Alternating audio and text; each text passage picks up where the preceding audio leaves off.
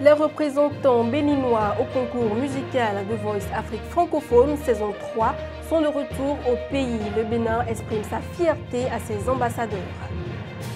Lutte contre le paludisme en des poches de sang pour sauver les enfants de l'ADJI.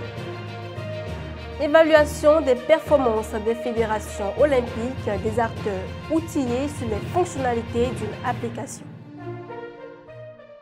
11 mai 2021, mesdames et messieurs, bonjour et bienvenue dans ce journal. De Voice Afrique francophone, saison 3, même si nos représentants sont rentrés au bercail sans la distinction tant espérée, ils ont été célébrés pour le talent et le parcours dans la compétition. Ambiance de fête, célébration des grands jours, tout a été mis en place pour leur souhaiter la bienvenue. Ils ont été accueillis tels qu'on honore des héros revenus victorieux de grandes guerres. C'est d'ailleurs la philosophie derrière cet accueil triomphal au son des tambours et au pas de danse royale et du guélédé à l'aéroport de Cotonou lundi dernier. Pour le ministère en charge de la culture, c'est la première fois que le Bénin se retrouve avec autant d'ambassadeurs à la finale d'une telle compétition. Sur 4 finalistes, le pays en comptait 2.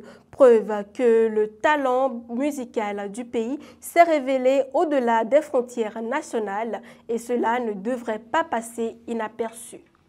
Côté santé, l'organisation non gouvernementale La Vie Nouvelle a organisé une campagne de collecte de poches de sang pour lutter contre le paludisme dans sa forme anémique au profit des enfants vulnérables. L'activité s'est tenue vendredi 30 avril au quartier l'ADJI dans le 6e arrondissement de Cotonou. Plusieurs partenaires dont Oumani Cher, un espoir pour l'ADJI, espoir pour un enfant, se sont également mobilisés pour soutenir cet événement qui s'inscrit dans le cadre de la journée mondiale de lutte contre le paludisme célébrée le 25 avril dernier sous le thème « Zéro paludisme, tirer un trait sur le paludisme ». Selon le président de l'ONG, le docteur Théophile Mungwedo, au Bénin, la prévalence du paludisme et le taux de mortalité lié à cette endémie restent très élevés, surtout chez les cibles d'Abuja, à savoir les enfants de moins de 5 ans et les femmes enceintes.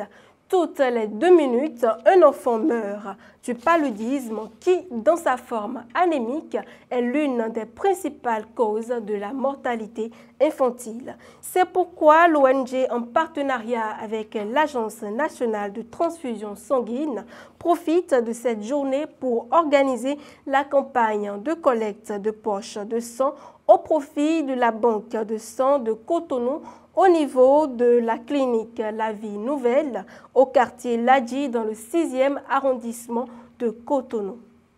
Côté sport, mercredi 5 mai dernier, les acteurs du mouvement sportif béninois ont été formés sur l'utilisation de l'application Assiette fédérale identitaire API Perform.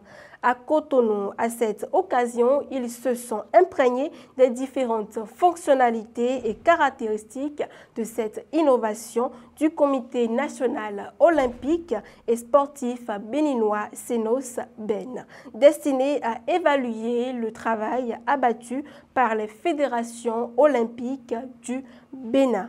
Une soixantaine d'acteurs sportifs ont pris part à cette session de formation conduite par le docteur Ariel Kamo-Yedji.